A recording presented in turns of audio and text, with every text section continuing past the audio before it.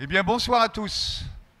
Bonsoir à tous. Je vous signale que nous sommes en direct sur Radio Cause Commune et que notre débat, conférence, si vous voulez, va commencer. Nous sommes ravis de vous voir aussi nombreux et je pense que nous allons être de plus en plus nombreux au fur et à mesure de ce débat. On essaiera de se faufiler dans la salle, de laisser la place. Je pense qu'il y a des camarades qui sont attitrés à trouver des lieux, des chaises pour les nouveaux arrivants, des bancs, des places sur les bancs. Il reste encore des places sur les fauteuils rouges. Bien. Alors, je suis en train de cacher Laurence Decoq, ici présente. Oui, on pouvait l'applaudir.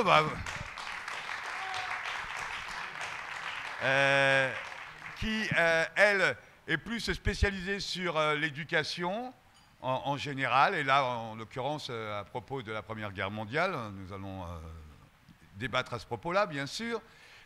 Mathilde Larère,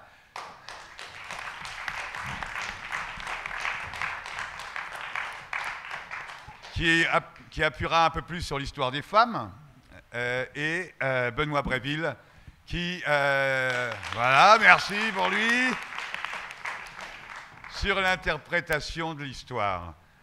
Qui sera plus orienté là-dessus. Et moi-même, qui suis donc le directeur de la compagnie Jolimo, mais qui vais m'improviser animateur de radio, ce que je n'ai jamais fait de ma vie, mais j'en suis ravi de le faire aujourd'hui. Donc, oui, merci. La première question que je vais poser à nos camarades, en m'asseyant avec eux, c'est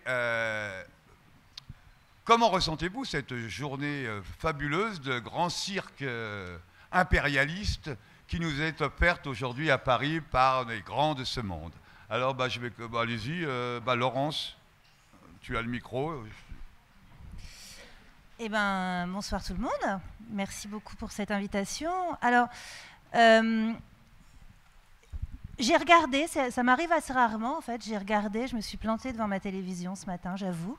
Enfin, j'ai pas de télévision, je me suis plantée devant l'ordinateur ce matin. J'ai regardé parce que il se trouve, c'est assez rare en fait, qu'on avait une copine et un copain qui étaient invités ce matin. Voilà. Donc, en fait, pour une fois, ils ont mis une vraie historienne et un vrai historien à la télévision. Donc, c'est rare. Donc, on a regardé un petit peu ce que ça pouvait donner. Et finalement, c'était pas totalement inintéressant. Et je pense que ça a lancé pas mal de pistes effectivement dont on pourra débattre. Alors, c'était pas totalement inintéressant parce que c'est une cérémonie, alors on reparlera évidemment de tout le tralala impérialiste avec ces invités horribles, mais c'est une cérémonie qui a réussi à faire la synthèse entre différentes approches mémorielles de cette Première Guerre mondiale qui toutes ne sont pas contestables. Et en particulier, il y a eu des moments qui ont été particulièrement forts, en tout cas de mon point de vue. Le premier a été ce choix de commémorer partout au même moment sur tous les territoires du pays. Et ça, la Première Guerre mondiale, c'est un truc qui est extrêmement fort, c'est que c'est pas parisien.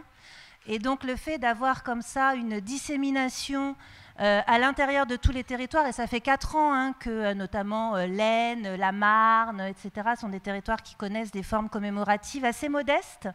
Et de retransmettre tout ça un peu sous une forme comme ça, mosaïque, j'ai trouvé que c'était assez chouette, avec un moment un peu poignant, qui est celui où les cloches ont retenti tout en même temps, comme ça, dans un grand silence, et où donc on imaginait tous ces clochers en train de retentir en même temps en hommage aux morts. Et ça m'a évoqué, moi, un moment... Quand j'étais étudiante, j'avais lu ce passage-là, je ne sais pas si tu te souviens, Mathilde, dans le fameux Eugène Weber, La fin des terroirs, qui fait partie un peu de notre Bible d'étudiants en histoire. Eugène Weber est un historien qui fait une forme d'histoire populaire. Et il raconte le début de la Première Guerre mondiale. En août 14, il raconte que les cloches sonnent partout en France. Alors là, évidemment, ce n'est pas le 11 novembre 18, au contraire, c'est le début de la guerre, les cloches sonnent. Et il raconte que dans beaucoup de villages, les paysans se regardent comme ça et disent « Mais tiens, pourtant, ils n'ont pas annoncé d'orage ». Et en fait, c'est un moment qui est extrêmement parlant parce que c'est un moment qui dit que lorsque la guerre éclate, vous avez à peu près 80% des gens en France qui ne savent pas pourquoi. Et donc on en reparlera certainement, mais c'est aussi une manière de poser la question du consentement, du fameux patriotisme, etc. Du coup, moi, quand j'ai entendu ces cloches résonner, ça a évoqué ça aussi, c'est-à-dire à un moment donné, le pays qui s'arrête pour une raison, et puis on est suspendu, et après tout, on ne sait pas trop pourquoi. Et je trouve que ça a été assez bien trouvé de refaire vivre ça. L'autre moment aussi, et je pourrais en reparler, c'est le moment de la lecture par les enfants. Alors évidemment, tout ça est mis en scène, artificiel, etc.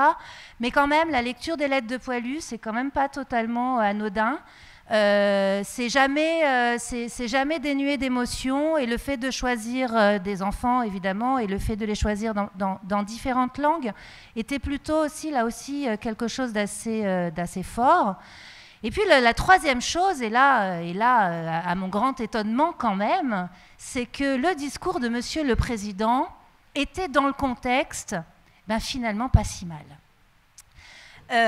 Et que ça manquait pas de panache de rappeler devant Netanyahou, Poutine, Trump, Erdogan, que l'objectif désormais c'était la paix et la fin des nationalismes. Alors évidemment, je ne suis pas dupe, nous ne sommes pas dupes, oui, bien entendu, il va falloir mettre en adéquation les gestes avec les mots, tout ça, bien entendu.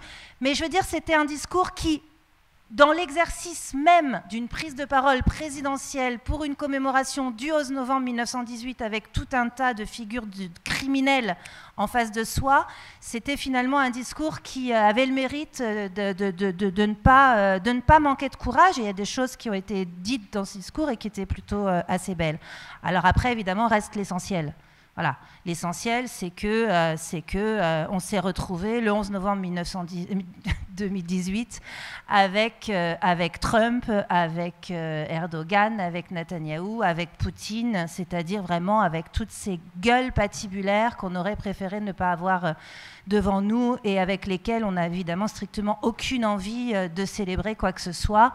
Et de ce point de vue-là, bien entendu, il y avait toutes les raisons de protester, de ne pas en être et de continuer à interroger ces fausses ou ces vraies connivences maquillées derrière de fausses divergences contre lesquelles il faudra continuer à lutter. Voilà. Alors moi, je vais être assez rapide parce qu'en fait, ce matin, je n'ai pas trop regardé. D'abord, je corrigeais des copies. Et puis parce que, enfin voilà, je sais pas trop. Alors en fait, de temps en temps, je mettais pour voir vite fait. Donc je suis tombée sur la Femen qui s'est fait. Ça tombe bien, juste le moment où je regarde, pof, il y a une Femen qui se fait arrêter. Ce qui me marquait, c'est le vide de peuple. Enfin, j'ai regardé vite fait et je voyais les images de loin et ces Champs-Élysées. En fait, comme toute la population a été virée, sans doute par trouille, mais cette absence absolue de gens autour, moi, ça m'a assez glacée. Alors, j'ai écouté un petit bout parce que, justement, comme, en fait, en même temps, on s'envoyait des SMS avec Laurence et donc je voyais ce qu'elle racontait. Ce qui fait que quand elle a dit qu'il fallait écouter les enfants, j'ai regardé un peu, mais après, j'ai arrêté parce que je faisais autre chose. Donc, voilà, je ne peux pas commenter la cérémonie en elle-même puisque je l'ai suivie par totale intermittence et que pour le reste... je suis assez d'accord avec ce que tu as dit. Il faut dire qu'après toute la semaine, entre les délires sur Pétain, j'en avais un peu ma dose, quoi. Donc, je n'avais pas envie de m'infliger ça en plus, je dois dire. Puis c'était dimanche matin, j'avais bu la veille. Enfin bon, je vous passe les détails. Tu sais que c'est enregistré et filmé quand même. Moi, je n'avais pas bu car je ne bois pas. Et... Voilà. Ah oui, pardon, Benoît a son micro. Le garçon a son micro, donc. Non, c'est nous. On en a un pour deux. Comme vous, quoi. Non, mais moi, j'ai pas du tout regardé, donc j'ai vraiment rien à dire sur... Oui, mais tu n'as pas regardé, mais tu sais ce qui se passe. C'est pas vrai, tu l'as entendu le discours, on en a parlé. J'ai juste écouté le discours d'Emmanuel Macron, mais... Non, mais je sais pas, moi, tu veux que je réagisse sur la cérémonie d'aujourd'hui ou Oui, sur l'ensemble, pas aujourd'hui seulement, peut-être ces derniers jours, la venue des grands chefs d'État. Ouais, sur la représentation médiatique dominante de la Première Guerre mondiale, qui me semble effectivement assez intéressante à aborder. Mais avant ça, déjà, je voudrais remercier tous les gens qui sont ici ce soir, et notamment parce que s'ils sont ici, c'est qu'ils ne sont pas devant leur télévision, et qu'ils sont donc en train de louper la soirée spéciale Première Guerre mondiale qu'organise France 2. Et je me doute que pour beaucoup, ça doit être un sacrifice immense. Donc je vous remercie. Et si vous aviez été effectivement devant la télévision, vous aurez pu voir le nouveau volet de la série Apocalypse de France 2, consacré à la paix impossible 1918-1926. Alors pour ceux qui ignorent ce que c'est, la série Apocalypse, c'est une série documentaire diffusée par France 2 depuis 2009 et qui fait des excellents scores d'audience. Ça avait commencé par un premier volet consacré à la Seconde Guerre mondiale, puis un deuxième à Hitler, puis un troisième en 2014 sur la Première Guerre mondiale, donc à l'occasion des 100 ans des débuts du conflit. Et là, donc, il y avait un deuxième volet sur l'après-Première Guerre mondiale qui était décrit, je cite le Figaro, comme un véritable feu d'artifice ou Télérama, un magistral cours d'histoire en images. Alors voilà comment France Télévisions décrit son documentaire. Il écrit « Le travail des réalisateurs renouvelle, réactualise, modernise et dépoussière des images et vidéos datant de l'époque et pour la plupart récupérées auprès de particuliers. Un résultat révélant des images jusqu'alors inconnues du grand public. Isabelle Clarke et Daniel Costel ont recréé un spectacle choc en 5 épisodes pour transmettre aux jeunes générations la mémoire de cette folie meurtrière. » Bon, ce qui est intéressant, c'est de voir que dans l'esprit de France 2, l'idée de transmettre quelque chose aux jeunes générations, ça passe par le fait de transformer l'histoire en spectacle choc. Et effectivement, on peut voir qu'ils n'hésitent pas à utiliser les techniques habituelles des blockbusters. En effet, quand on regarde cette série documentaire, on voit que les réalisateurs n'hésitent pas à ajouter des musiques effrayantes, des voix off avec des phrases percutantes qui créent une forme de suspense, de tension dramatique. Le tout pour coller à une idée préconçue de la réalité historique. De plus, les images utilisées mêlent des images de propagande, des films amateurs, des films de fiction, des reconstitutions a posteriori, sans qu'à aucun moment les spectateurs soient informés de la nature précise des documents utilisés. Et enfin, afin de rendre les archives plus vraies, eh bien, on a reconstitué les bruits. Alors on a mis les bruits des avions, les bruits des chars, celles des mitraillettes. On a colorisé les images. Et sur le volet sur la Seconde Guerre mondiale, eh bien, pour mieux coller au cliché, eh bien, on a fait les joues d'Hitler très grises et celles de Staline très rouges. Bref, c'est n'importe quoi. Mais si je m'attarde un petit peu sur ces documentaires Apocalypse, c'est notamment parce qu'il me semble assez représentatif d'une certaine manière de traiter l'histoire dans les médias, une manière de traiter l'histoire à la frontière entre le documentaire et la fiction. En effet, on assiste actuellement à un paradoxe qui est une profusion d'histoires dans les médias, à la télé, dans les journaux, dans les radios, les commémorations diverses et variées, mais une histoire toujours plus romancée, mise en scène et parfois trafiquée et manipulée. Bref, ce qu'on pourrait appeler une histoire spectacle. Donc moi, j'ai un petit peu préparé mon intervention sur comment au monde diplomatique, où est l'endroit où je travaille, eh bien, on essaie de sortir du discours dominant sur l'histoire et comment essayer de faire une histoire critique dans ce contexte et comment le diplo conçoit le traitement de l'histoire. Alors une première remarque, avant de rentrer dans les détails de la manière dont on essaie de traiter le sujet, c'est que cette discipline connaît, comme dans une certaine mesure toutes les autres disciplines scientifiques, donc les mêmes problèmes que les autres disciplines quand elles pénètrent dans le champ médiatique. C'est-à-dire qu'une des difficultés réside dans le fait que le format médiatique génère en lui-même un discours appauvri et schématique. Hormis quelques émissions, il est très difficile d'avoir le temps de développer un discours construit. À la télé ou à la radio, les animateurs tentent de réduire au maximum le temps de parole de chaque intervenant afin d'éviter les tunnels dont on présume que ça va faire décrocher des auditeurs. Et moi, ça m'est déjà arrivé de participer à des émissions où le présentateur fait des grands signes, ce qu'on ne voit pas forcément à la radio, pour expliquer qu'on est trop long et qu'il faut répondre à la question plus rapidement.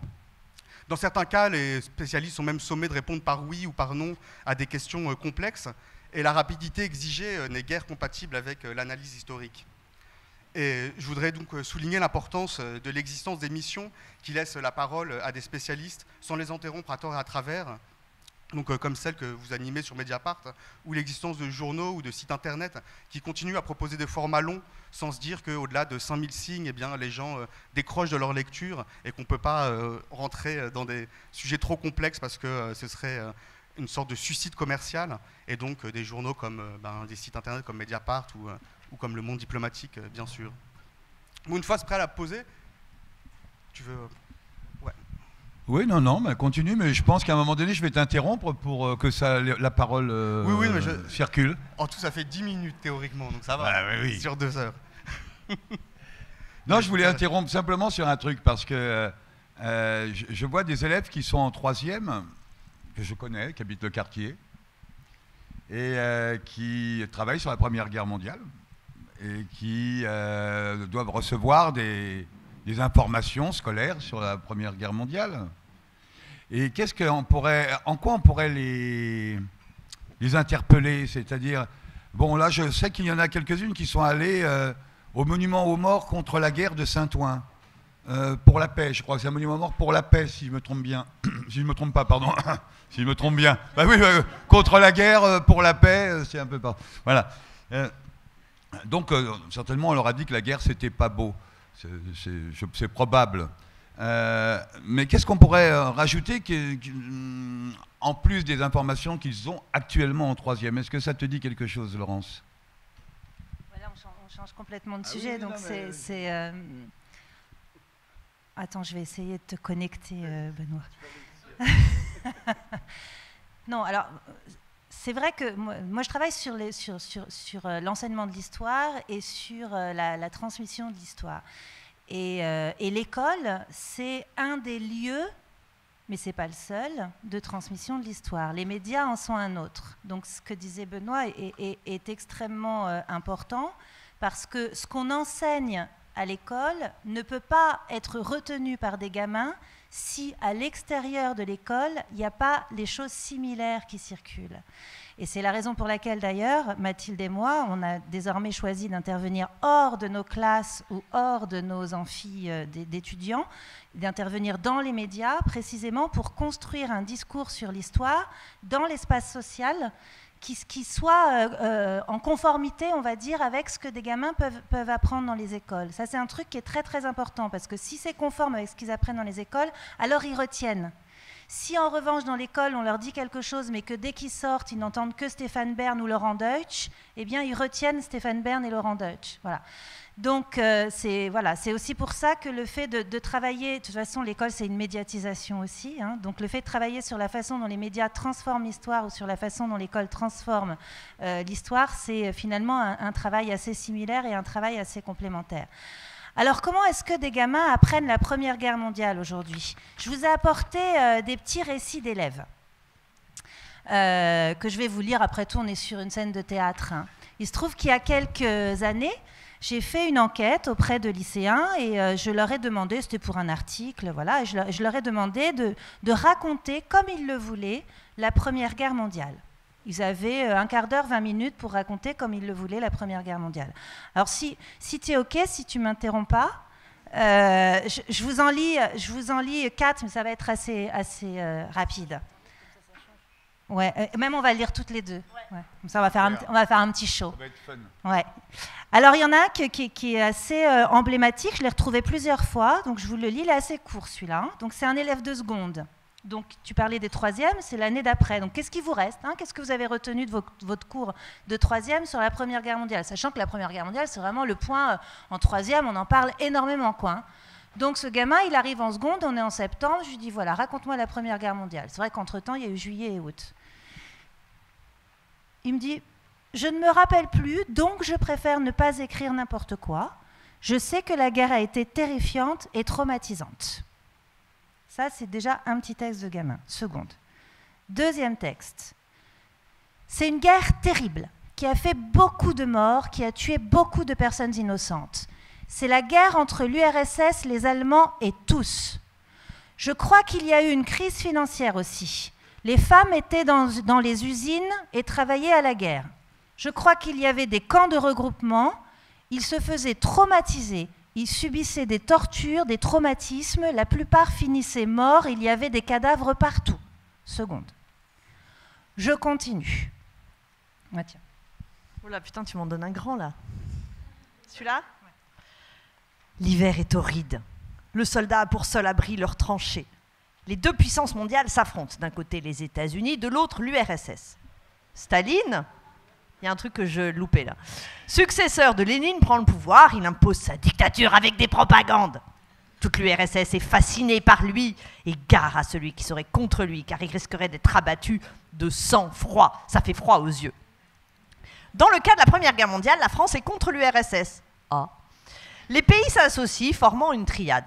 Pendant 4 années consécutives, le monde brûle à petit feu, isolés de leur famille, prêts à combattre pour une guerre sans fin, car un dictateur, veut diriger le monde. On se demande pourquoi, quel est le but de faire cela, d'avoir tué des innocents, torturés, et pour à la fin avoir le rôle d'un tout-puissant. C'est un terminal. Alors attention, je vous dis tout de suite, c'est pas du tout pour se lamenter sur le niveau baisse, etc. Parce qu'après, je vous ferai une petite interprétation. Moi, je fais jamais ça. Ça m'intéresse pas de savoir si le niveau augmente ou baisse. Mais voilà, donc ça, c'était un élève de terminale. Je vous en lis un autre. Et vous allez mesurer aussi à quel point, parfois, ce que raconte un président de la République dans l'espace public, ça peut être important. La Première Guerre mondiale, entre parenthèses 14-18, fut une guerre entre la France et l'Allemagne. Ce fut une guerre qui se passa surtout dans les tranchées et fit beaucoup de morts. Les soldats étaient appelés les poilus. Elle commença à cause de Hitler, qui monta au pouvoir de l'Allemagne et en fit une dictature. Il voulut, je crois, agrandir son territoire et déclara la guerre à la France. Le maréchal Pétain monta au pouvoir durant celle-ci et fit des accords avec Hitler. Mais le général de Gaulle aida la France et il signa l'armistice dans un train avec Hitler le 14 juillet 1918. La France avait gagné. Durant cette guerre, les femmes, les enfants et toutes les personnes non parties au front se rendaient utiles et travaillaient dans les usines. Ça, c'est un élève de seconde. Je vais m'arrêter là pour vous dire quoi, en fait? Que dans l'esprit des gamins, ce qu'ils retiennent de la Première Guerre mondiale, c'est les tranchées. Alors là, je ne vous ai pas tout mis, mais généralement, c'est les poux, les rats, la boue dans les tranchées. C'est 2, la souffrance des poilus. C'est 3, les munitionnettes. Les femmes travaillaient dans les usines, on y reviendra, les munitionnettes. Et c'est surtout un immense gloubi-boulga. Quand je dis ce mot-là, généralement, maintenant, les étudiants, ils ne savent plus ce que c'est le gloubi-boulga. J'espère que vous savez, sinon c'est là où c'est des marqueurs de temps, le gloubi-boulga. Hein. Donc c'est un immense gloubi-boulga où ils vont mélanger toutes les guerres, et notamment, enfin toutes les guerres, surtout la Première et la Deuxième Guerre mondiale, sous le paradigme unique de la souffrance des poilus, mais où vous voyez en fait ce qui manque là-dedans, ce qu'il n'y a pas là-dedans, c'est qu'il n'y a pas d'histoire. Il n'y a pas d'histoire en fait. Oui, voilà. Et je peux t'interrompre un peu, enfin, je peux participer? Mais bien sûr. Et je crois qu'il n'y a plus de chronologie non plus. Non mais voilà, c'est ça que je voulais dire. Mais même dans les cours d'histoire, il n'y a plus aucune chronologie. Non, alors ça, c'est pas tout à fait juste. Mais en tout cas, voilà, l'histoire est faite de telle sorte qu'on est tous pris à la gorge par des programmes qui sont énormes, qu'il faut finir. Donc on va au galop, on fait tout en cours magistral. Les gamins ont le temps de rien intérioriser. Et quand je disais il n'y a pas d'histoire, c'est ça que je voulais dire. C'est pas tant la chronologie, c'est la question en fait de l'historicité. Parce que quand on est en guerre, quand on commence une guerre en 14, on n'est pas en guerre en 14 comme on l'est en 17, par exemple, ou comme on l'est en 18. Hein. De la même manière pour la Seconde Guerre mondiale, quand on entre en résistance en 40, c'est pas la même chose qu'entrer en résistance en 44. Voilà. Donc ce qu'il n'y a pas, en fait, dans l'enseignement de l'histoire aujourd'hui, c'est la possibilité de faire se représenter par des gamins ce que ça veut dire être in situ, être à un moment donné, être véritablement ancré dans ce qu'on appelle, nous, dans notre jargon, une historicité. Voilà. Et donc, être en guerre, pour eux, vous voyez, c'est un état permanent, sans qu'il se passe quoi que ce soit. Là, il n'y a même pas de bataille. Hein, il n'y a même pas de front, il n'y a rien de tout ça. Il n'y a même pas de cause, il n'y a même pas de déroulé, il n'y a même pas d'avant, il n'y a même pas d'après. Hein. Donc, c'est un état permanent, statique, qui est fait uniquement de torture, de souffrance, etc. Voilà. Donc en fait, ce n'est pas de l'histoire, et c'est uniquement de la mémoire. Et là, j'en reviens aussi, effectivement, les causes de la guerre, je pense que nous avons tous appris que c'était l'assassinat de l'archiduc François Ferdinand, et c'est tout, voilà. Et les causes de la guerre sont rarement enseignées ni dans les collèges ni dans les lycées, il me semble. Bah, à part François Ferdinand. Oui, alors, effectivement, le seul personnage historique dont les gamins parlent quand on leur demande, là c'était pas le cas, mais quand on leur demande de raconter la Première Guerre mondiale, généralement ils se souviennent de François Ferdinand. En plus, les gamins, Voilà, les gamins, ils réagissent avec des noms un peu fétiches comme ça, donc François Ferdinand, voilà. Non, mais là où tu as tout à fait raison, c'est qu'évidemment, on n'a pas le temps de camper un contexte, et notamment un contexte géopolitique et un contexte diplomatique pré-guerre. On n'a pas le temps de parler de ce que c'est que la logique impériale et de la concurrence entre notamment la France et la Grande-Bretagne au niveau de la présence dans les colonies. On n'a pas le temps de parler évidemment de la puissance économique de la Grande-Bretagne et de cet impérialisme qui se joue dans tous les domaines, à la fois économique, politique, etc. On n'a pas le temps de parler non plus de la montée des nationalismes, qui explique évidemment là aussi que ça commence à bouillonner dans l'Empire austro-hongrois, mais aussi partout ailleurs en Europe. Et encore moins de la résistance internationaliste. Et puis évidemment, là, on n'a absolument pas du tout le temps de rentrer dans la logique de ceux qui ont lutté pour éviter la guerre. Voilà. Et ça, on le voit bien aujourd'hui, parce que s'il y a bien dans cette commémoration, la grande absente de cette commémoration, c'est évidemment tout le discours pacifiste et tout le discours de ceux qui se sont opposés justement à cette guerre. Non, ça évidemment, ça c'est absolument absent.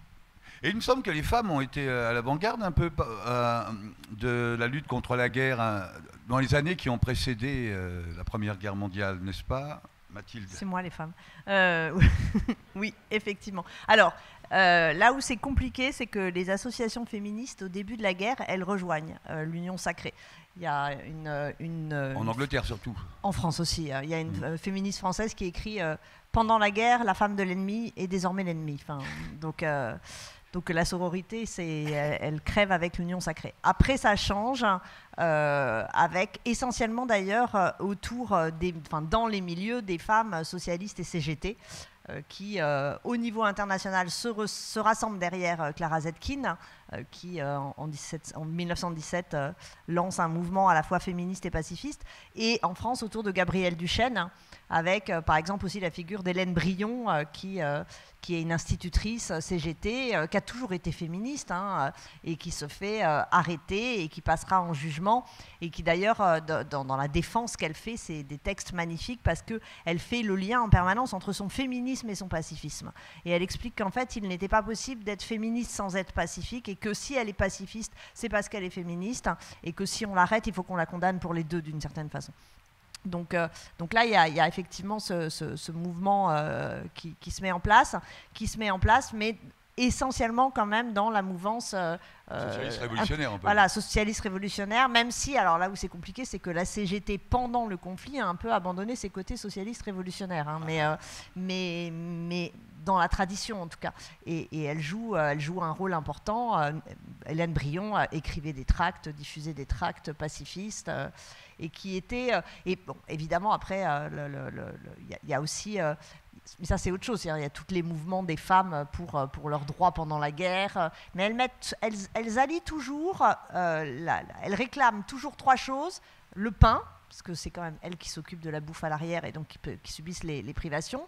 La paix et leurs droits. Elles ne différencient jamais finalement les trois combats, et ils sont toujours complètement imbriqués, et en enlever un, c'est pas comprendre que c'était complètement lié dans leurs revendications. Le 8 mars 1917, au début de la Révolution russe, alors 8 mars pour nos calendriers et évidemment février pour le calendrier russe, les femmes qui manifestent, et ce qui va entraîner la Révolution russe de février, elles réclament du pain, la paix, et elles réclament le droit de vote. Et quand on voit les images, alors évidemment le problème c'est que comme c'est écrit en cyrillique, on n'arrive pas à lire, mais en fait dans les pancartes, c'est pas des pancartes parce que c'est sur du tissu qui sont brandis, les banderoles qui sont brandies dans cette fameuse première manifestation de la Révolution russe, il y a vote, paix et pain. Et toujours les trois sont liés. Oui, et L'intersectionnalité des luttes. C'est une intersectionnalité. Il y a des dates importantes, je pense. C'est mai 1912, l'appel de Clara Zetkin, ou 1910, je ne me souviens plus.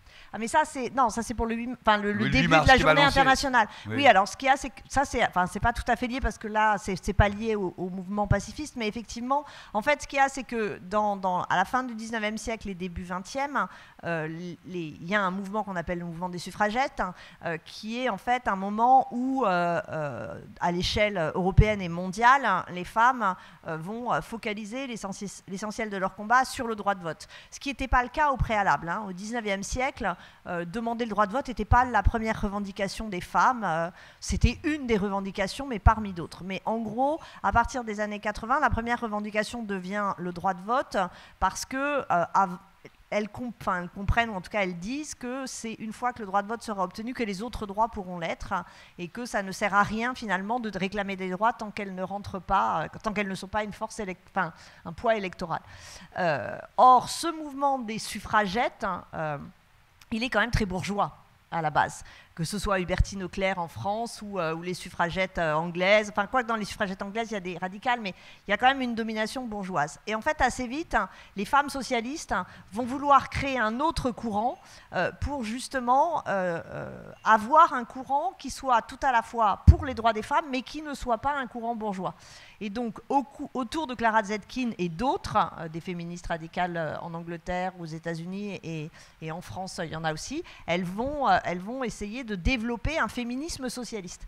Et Clara Zetkin, donc, à Copenhague, demande et obtient qu'il y ait une journée internationale des droits des femmes c'est parce qu'il y avait cette journée dont la date n'était pas fixée, mais que justement, en mars pour nous, en février pour le calendrier russe, les femmes sortent dans la rue et leur mouvement va entraîner la révolution russe. La révolution russe de février, qui va entraîner aussi une grande force des femmes au fur et à mesure, qui va amener à la révolution bolchevique et des grands acquis pour le mouvement féministe au moment de la révolution bolchevique. Oui, alors là on sort de la guerre, mais effectivement... on est quand même encore dedans. Oui, mais au tout début, l'avortement, le droit à l'avortement, d'égalité salariale, le divorce, ouais, alors le divorce il existait un peu dans... Enfin là il avait quand même... ça c'était moins une nouveauté, enfin c'était une nouveauté pour la Russie, mais le droit à l'avortement c'est une nouveauté absolument importante et de fait tout un discours très féministe. Alors cela étant dit, ça ne dure pas très longtemps, parce qu'après il y a ce que... il y a ce qu'on appelle le thermidor des femmes, effectivement, donc le retour en arrière. Voilà. Même si par exemple, et d'ailleurs quand on travaille sur les femmes combattantes, si on revient un peu à la guerre, les femmes sont peu combattantes parce que depuis 1780, depuis la Révolution française et après dans d'autres pays, on a exclu les femmes des zones désarmées et surtout on ne veut pas qu'elles prennent de fusil. Il y a une espèce d'interdit sur les combats des femmes. Donc pendant la Première Guerre mondiale, il n'y a pas de femmes qui combattent, ce alors qu'elles le demandent. Il y a tout un tas de pétitions de femmes en France, en Angleterre, etc., qui réclament de monter au front exactement comme les hommes, parce qu'elles ne voient pas pourquoi elles laisseraient les hommes tout seuls dans les tranchées. Mais on leur refuse systématiquement. Dans la Seconde Guerre mondiale, il y a des femmes qui combattent, c'est dans l'armée rouge.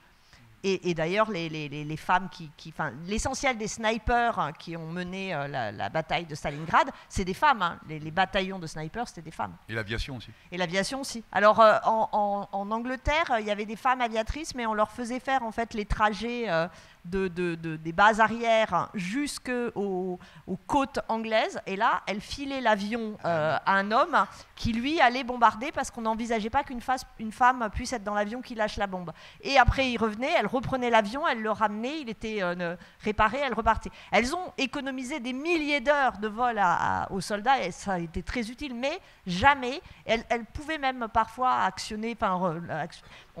Dès qu'il s'agit de donner la mort, on ne le laissait pas faire aux femmes, sauf effectivement dans l'armée rouge. Eh bien, ça m'évoque quelque chose.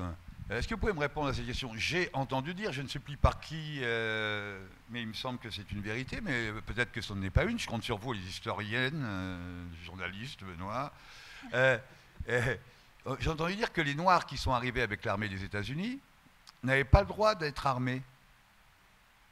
Ah, vous n'avez jamais entendu parler de ça?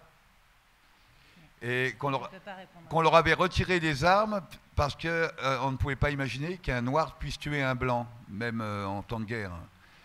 Et alors voilà, bon, donc c'est une fausse info, c'est un fake. D'accord, ça ne vous est pas parvenu. Fake news. Bah oui, non, mais c'est bien de le soulever. C'est bien de le soulever parce que moi, des fois, je crois, des trucs comme ça, c'est crédible pour moi. Mais oui, surtout que voilà, c'est... Oui, et par ailleurs, nous, on avait aussi nos propres soldats coloniaux et on les a pas désarmés. Oui, hein, mais là, je parlais des Noirs des États-Unis. Ouais. Je parlais des Noirs des États-Unis.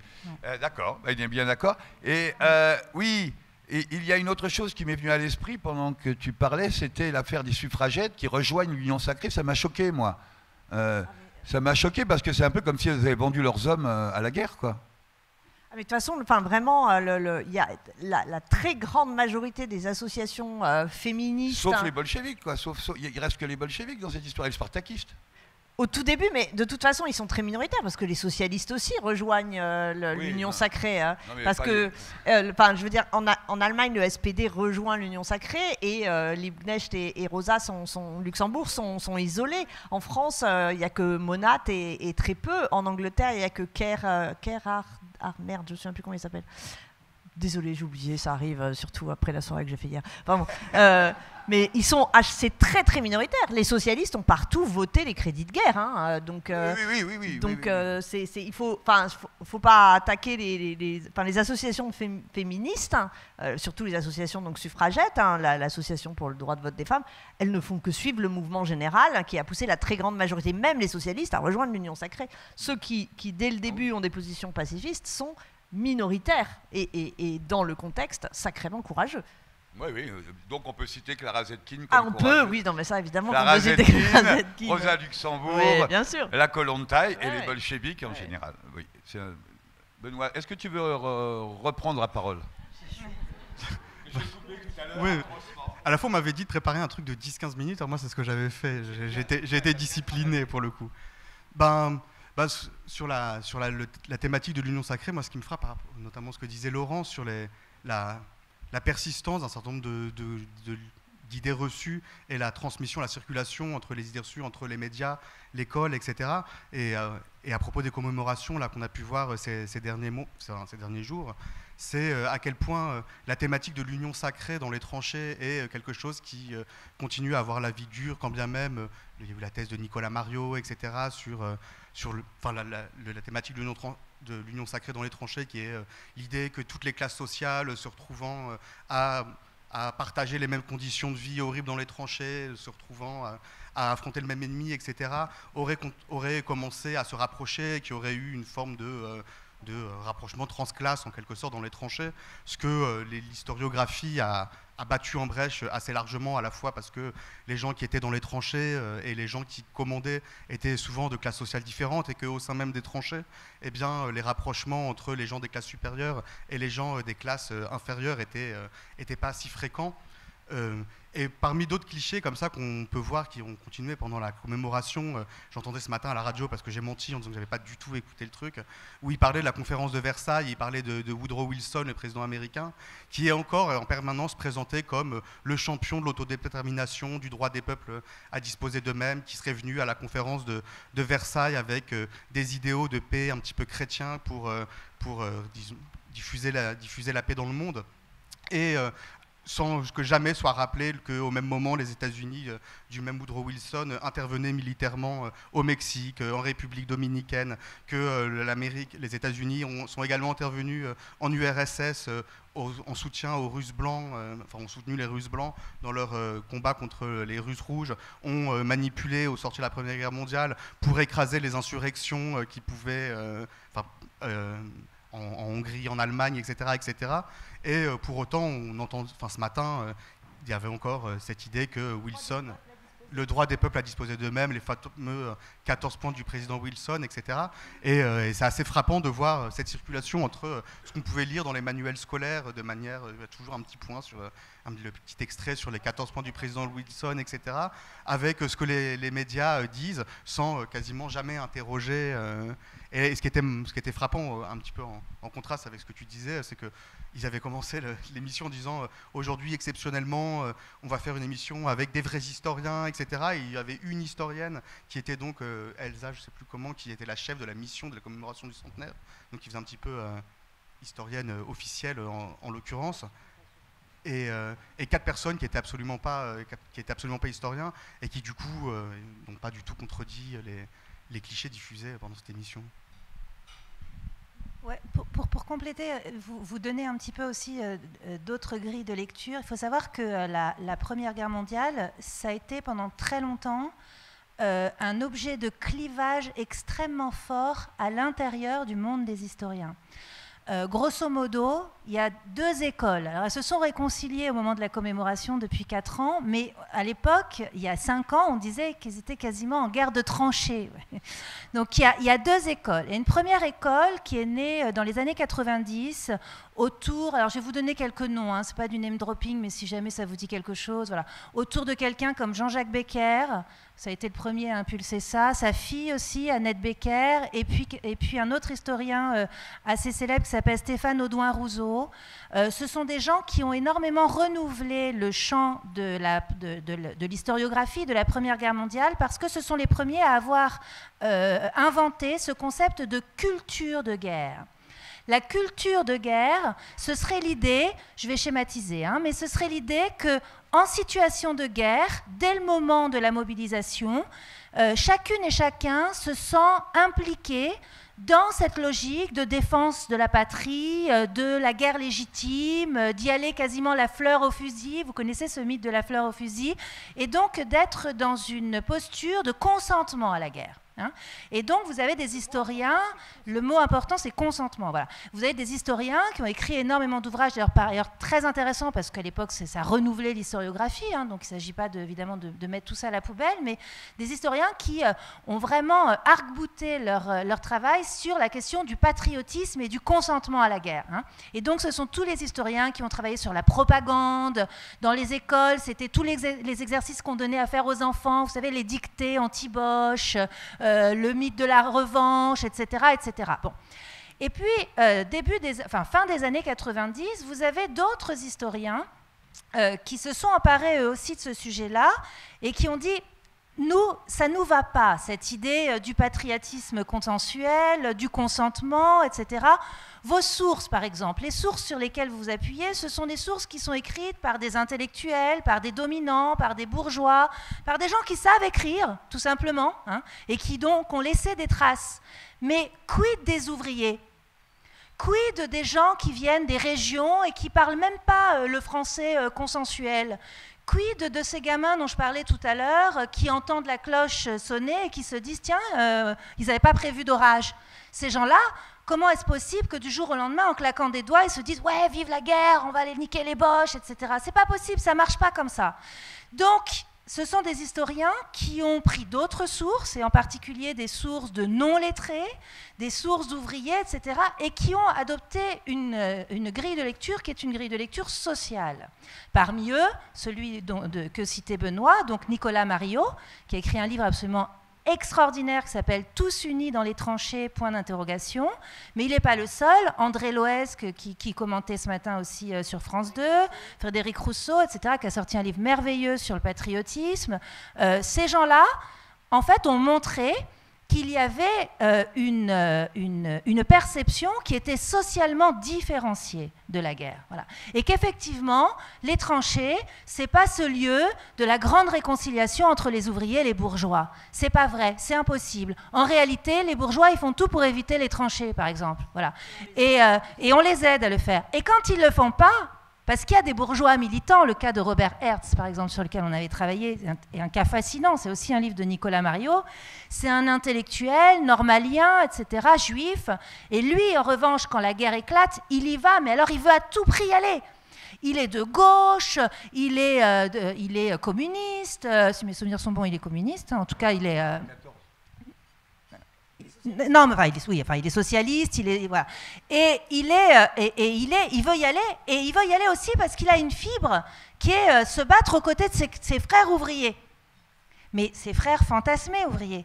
En réalité, quand lui, il arrive et qu'il veut jouer de la connivence, etc., avec les ouvriers dans les tranchées, ça ne marche pas du tout. En fait, il se fait bouler. Et donc, il est pris dans des tensions pas possibles, entre sa posture bourgeoise de distinction et en même temps son militantisme de « Hé, camarade, je suis comme toi !» Et les autres, ils l'envoient chier. Et en fait, c'est une vraie souffrance. Bon, bref. Et donc, tout ça, c'est des choses, c'est des histoires qui sont intéressantes à raconter parce que, évidemment, ça parle davantage, quand on est un petit peu sociologue, on voit bien qu'il est absolument impossible d'avoir tout à coup cette immense réconciliation, ce sentiment d'appartenir à une même épopée, à une même destinée mondiale ou destinée intellectuelle, etc., etc. Voilà. Et ça, en fait, ça a été des moments de très, très grand clivage entre historiens. André Loès, par exemple, est le premier qui a fait sa thèse sur les mutineries. Voilà. C'est la première grosse thèse sur les mutins. C'est une thèse d'histoire sociale et c'est une thèse, évidemment, qui interroge cette possibilité, enfin cette prise de décision qu'ont eu certains de déroger à la guerre et de développer soit carrément une résistance par la fuite, soit des petites stratégies de contournement, etc., etc. C'est une thèse absolument majeure. Eh bien, pour vous donner un ordre d'idée de la façon dont ça a du mal, évidemment, à rentrer aujourd'hui dans le consensus national et notamment dans le cadre des commémorations, il y a une semaine, il y a un inspecteur, non, c'est pas un inspecteur, c'est ce qu'on appelle un DAZEN, c'est-à-dire un directeur de je sais pas quoi, du rectorat dans l'Indre, je crois que c'était dans l'Indre, qui a interdit aux enfants des collèges de chanter la chanson de Crâne. Chanson qui, par ailleurs, était chantée depuis quelques années. Franchement, moi, je la fais étudier à mes élèves et mes étudiants tous les ans. Je ne suis pas la seule. Elle est dans les manuels scolaires. Donc, ce serait faux de dire qu'elle n'est pas étudiée, bien entendu. Mais là, vous avez un type qui dit non. Et lorsqu'on lui demande, enfin, mais pourquoi est-ce qu'il ne chanterait pas la chanson de Crâne, qu'est-ce qu'il répond? Il répond le jour de la commémoration. C'est le jour de l'union. Et la chanson de Crâne, c'est la chanson de la division. Voilà. Donc c'est une chanson de lutte des classes, c'est une chanson de ceux qui à un moment donné disent non. Et donc ça n'est pas possible le jour d'une commémoration. Donc vous voyez comment aussi ces conflits entre historiens et ces historiographies conflictuelles ont des effets lorsque ça passe justement à l'échelle soit de l'école, soit des commémorations, et comment c'est difficile de faire passer ça dans l'espace public. Je vous rappelle la fin de la chanson de Craon. Ce sera votre tour, messieurs les gros, de monter sur le plateau, car si vous voulez la guerre, payez-la de votre peau. C'est quand même clair, il n'y a pas d'ambiguïté. Voilà. Tu voulais dire, Benoît? Non, rien. Mathilde, tu veux reprendre? Non, relance. Ah bah, je vais relancer. Oui, moi, la chanson de Craon, par exemple, je ne suis pas sûr que ça passe si longtemps qu'elle soit enseignée à l'école. Et je ne suis pas sûr que ça passe si longtemps qu'elle soit autorisée de radio. Depuis 1974, c'est-à-dire qu'il a fallu attendre quand même de 18 à 60. Dans les écoles, non, les écoles, c'est début des années 2000. Voilà, dans les écoles. Voilà, c'est pas avant le début des années 2000. Je dis ça pour les adolescents qui seraient ici et qui pourraient croire que les choses sont faciles, qu'on peut apprendre, en fait, il n'y a pas de chanson interdite dans notre pays, bah oui, enfin, faut voir. En 2016, il y avait eu des interdictions, levée de bouclier contre cette interdiction. En 2017, zéro problème, d'autant qu'en plus, c'était plutôt justement la commémoration, il y avait la commémoration des mutineries et justement, on l'avait joué sur le chemin des dames, etc. Et là, c'est revenu, mais dans ce cas très particulier de l'école. Mais en même temps, il faut dire qu'en ce moment, à l'école, on ne peut pas dire que ce soit hyper progressiste, les trucs qui se passent. C'est-à-dire que l'année dernière, je ne sais même plus si c'était l'année dernière, par exemple, à l'école, vous avez une inspectrice qui a validé un projet sur la laïcité, où il s'agissait, c'était des petits à l'école primaire qui devaient chanter des chants, tout un tas de déclinaisons possibles de la Marseillaise, et puis parmi les chants, il y avait Maréchal, nous voilà. Oui, c'est pluraliste, quoi. Voilà. Alors, quand on a fait éclater le truc, évidemment, ils ont dit, mais pas du tout, il n'a jamais été question que ce soit chanté, c'est juste pour dire aux enfants que ça existait, enfin voilà. Donc oui, c'était un peu problématique. Oui, oui, d'ailleurs, à propos, moi, on discutait avec les camarades tout à l'heure dans la camionnette, en revenant d'être allés chanter lors du rassemblement anti-Trump. On se disait, mais les grands chefs de guerre, Les grands chefs de guerre. Bon, ok, lui, il a eu une destinée funeste. Funeste, hein, il a dit, je crois, Macron, à propos de Pétain. Mais les autres, sont-ils des grands chefs de guerre, eux, tout court? C'est une question que je vous pose. Vous avez une opinion là-dessus, sur les grands chefs de guerre? On s'en fout, en fait. Ah oui, d'accord. D'accord. Voilà, c'est-à-dire que c'est pas... Enfin, oui, on peut faire une histoire bataille avec des grands chefs, et voilà, mais au bout du compte, c'est pas l'enjeu, c'est pas ce qu'il faut dire sur la guerre. Oui, mais en même temps, ils ont vraiment été efficaces? Non, bah ils les ont. Enfin, c'est quand même. Oui, c'est ça, efficace. Pourquoi? Parce que on sait bien que la plupart des offensives, ils sont morts par dizaines de milliers pour 3 centimètres qu'ils ont perdu le lendemain. Enfin, c'est quand même des offensives. Elles sont connues pour avoir été inefficaces, mais en revanche terriblement meurtrières. Ça, c'est. Non, et puis, en fait, grand chef de guerre, c'est pas notre vocabulaire à nous, quoi. Voilà, c'est pas le vocabulaire des historiens. C'est pas personne va dire, faut s'appeler Stéphane Bern pour dire je vais faire la biographie d'un grand chef de guerre, quoi, ou être un personnage politique en recyclage qui veut finir sa vie en écrivant des biographies, quoi. C'est-à-dire. Parce qu'il y a, c'est que souvent, il s'était entraîné sur le terrain colonial, en plus. Hein, voilà.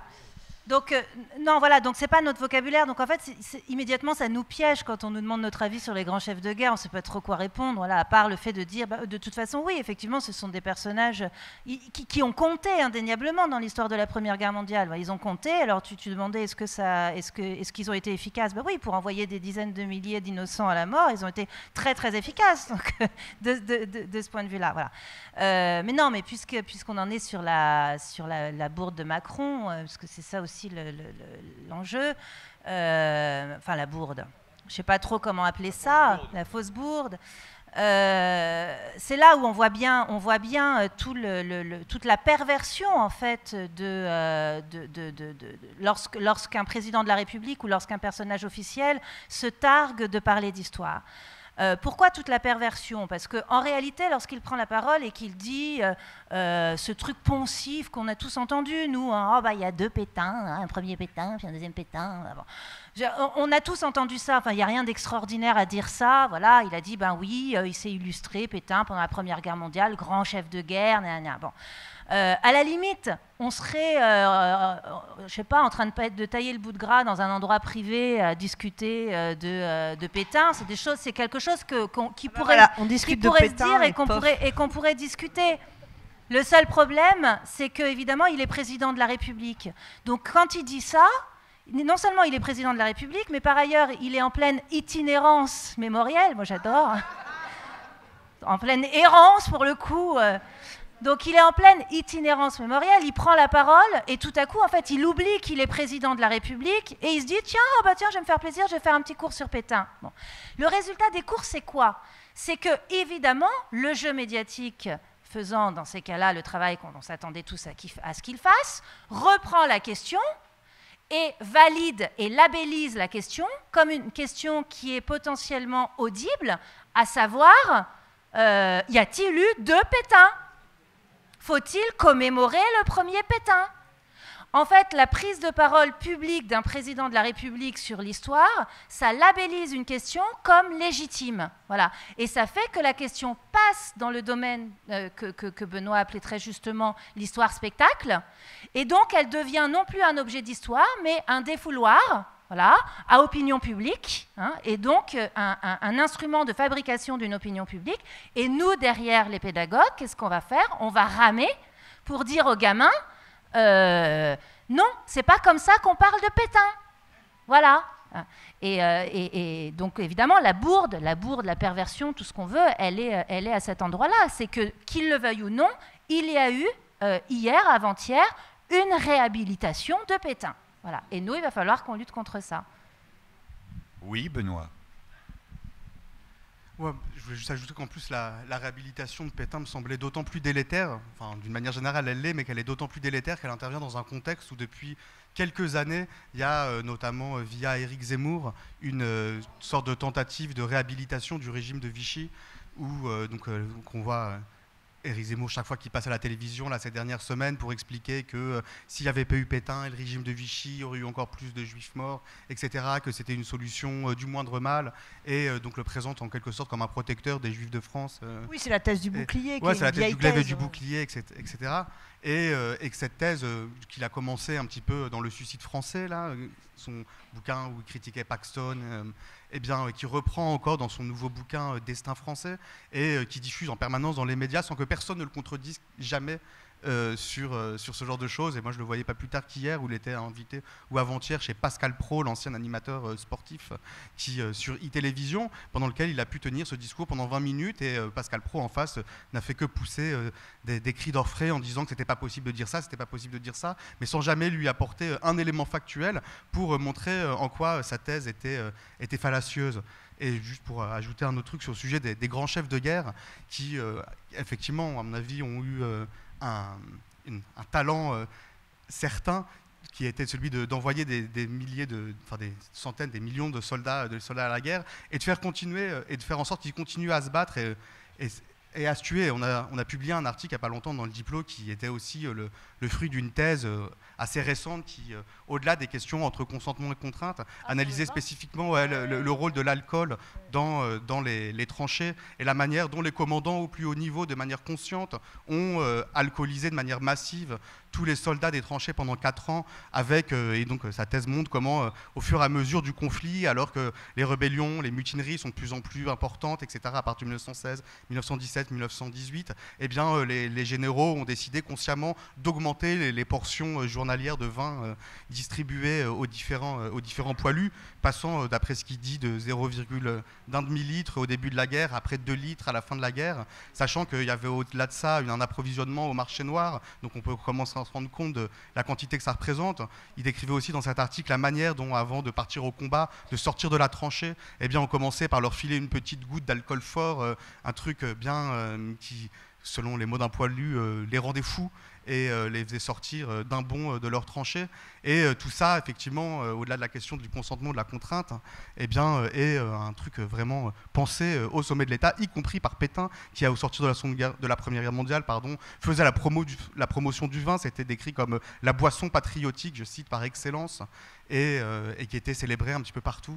Voilà. Et ce qui est drôle, c'est qu'au même moment, à l'Assemblée, parce que la Chambre, ce qu'on appelle maintenant l'Assemblée nationale, mais c'est la Chambre des députés à l'époque, votait la loi qui créait le délit d'ivresse, votait la loi qui a interdit l'absinthe en France jusqu'en 2011, votait la loi qui supprimait le privilège des bouilleurs de cru, donc une politique dans la Chambre des députés complètement anti-alcoolique, mais une politique anti-alcoolique qui était en fait complètement matinée de discours, c'était un discours de haine sociale en fait, parce que l'alcoolisme qui faisait peur, c'était l'alcoolisme des classes populaires, et jamais on ne parlait de l'alcoolisme de la bourgeoisie, alors que la consommation d'alcool était partagée par les classes. Mais en fait, comme l'alcoolisme était rentré dans le discours classe laborieuse, classe dangereuse, que l'on associait depuis les révolutions et plus nettement depuis la Commune les émeutiers à des ivrognes, ce qui était un moyen de ne pas regarder le contenu politique.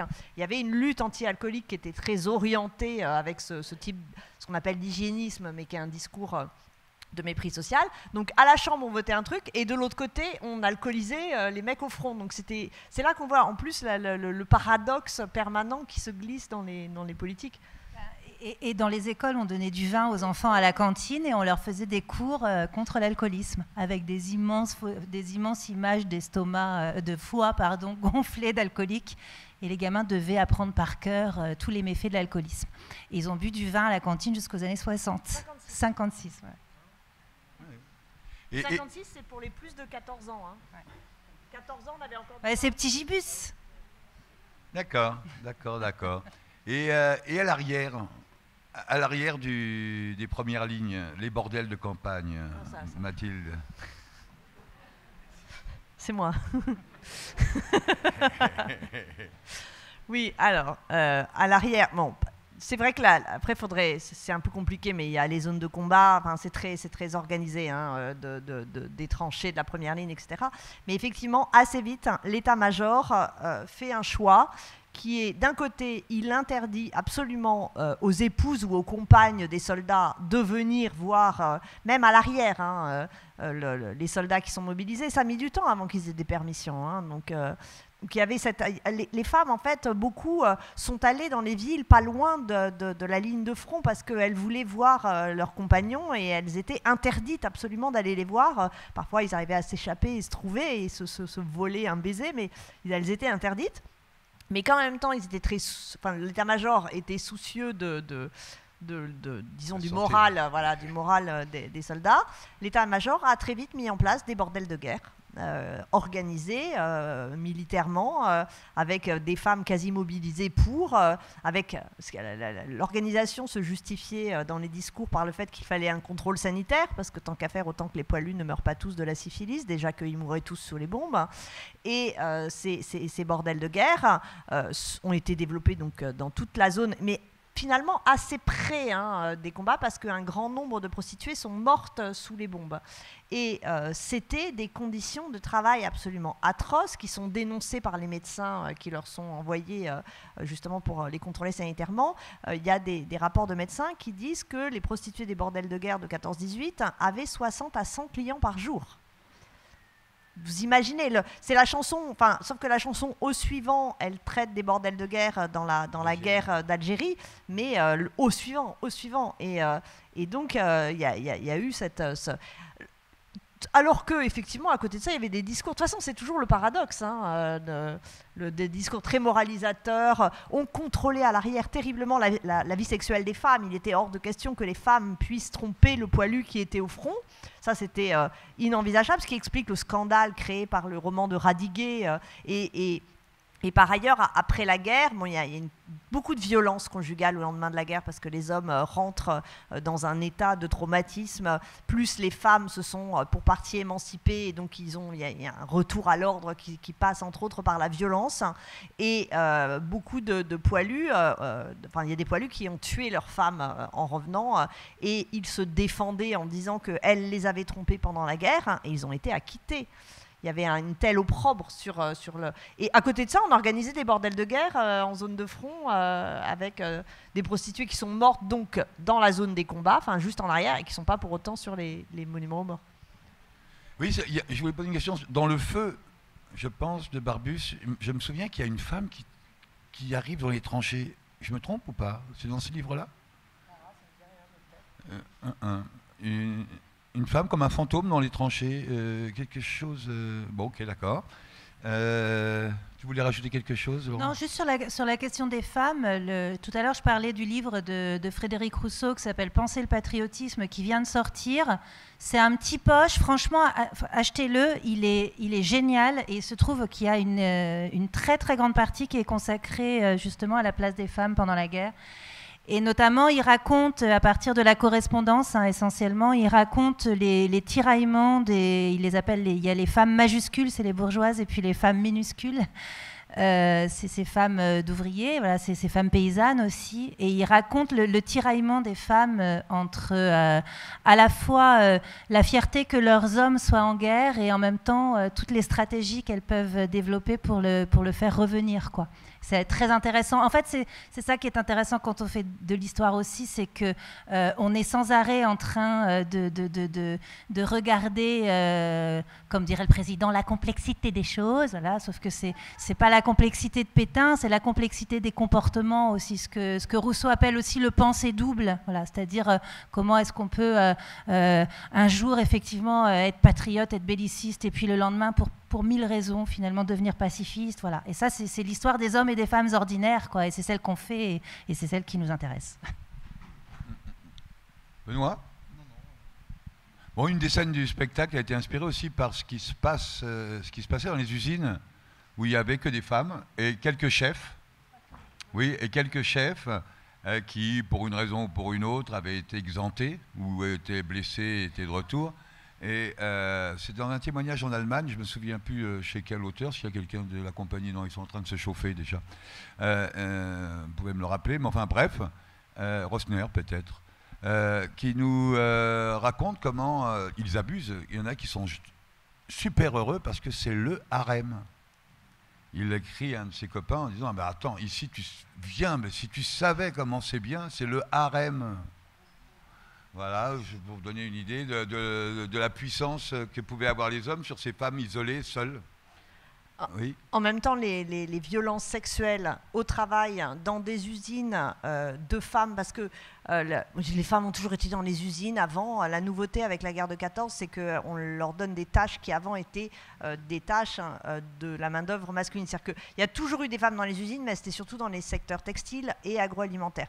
Avec la guerre, elles rentrent dans des secteurs de métallurgie et de sidérurgie fine qui avant étaient plutôt masculines. Et donc il y a toujours eu, finalement, même avant, des usines de femmes avec des chefs hommes, parce qu'il n'était pas envisageable dans l'esprit du temps de mettre des contremaîtres mâles. Et dans ce contexte, il y a des violences sexuelles et des harcèlements sexuels, avec l'affaire dont nous parlait Clyde. On fait la prochaine émission des détricoteuses sur les violences sexuelles, mais c'est l'affaire, celle qui est connue, mais elle est connue parce que les femmes ont fait grève, mais il y en a plein d'autres, des porcelainières de Limoges qui se sont dressées en 1905 contre leur contremaître qui exerçait une forme de droit de cuissage. Mais dans à peu près toutes les usines, surtout qu'en plus, en général, dans une usine, on mettait soit que de la main-d'œuvre féminine, soit que de la main-d'œuvre masculine, pour une raison simple, les salaires étant du simple au double entre un homme et une femme, quand on mélangeait, les femmes s'en rendaient compte et elles gueulaient. Et alors que si on arrivait à faire des ateliers qui n'étaient que féminins, elles s'en rendaient moins compte qu'à des tâches similaires, l'homme gagnait 2 fois plus. Mais la violence exercée, elle n'est pas propre à la guerre, elle est malheureusement présente dans tout le monde du travail. Et par ailleurs, dans les usines, il y a les femmes, il y a aussi les ouvriers, en fait, parce que très vite, au début, tout le monde est parti au front, et puis assez vite, on s'est rendu compte qu'il fallait en fait rapatrier à l'arrière les ouvriers qualifiés. Parce qu'on ne pouvait pas former assez vite pour des tâches qualifiées des ouvriers. Et donc, les ouvriers qualifiés ont été non pas démobilisés, parce qu'ils étaient toujours dans une situation de mobilisation, mais ils étaient mobilisés en usine. Résultat, ils étaient en usine dans un contexte de mobilisation, donc soumis à une discipline militaire, ce qui les privait du droit de grève, du droit de se syndiquer, alors que les autres ouvriers l'avaient.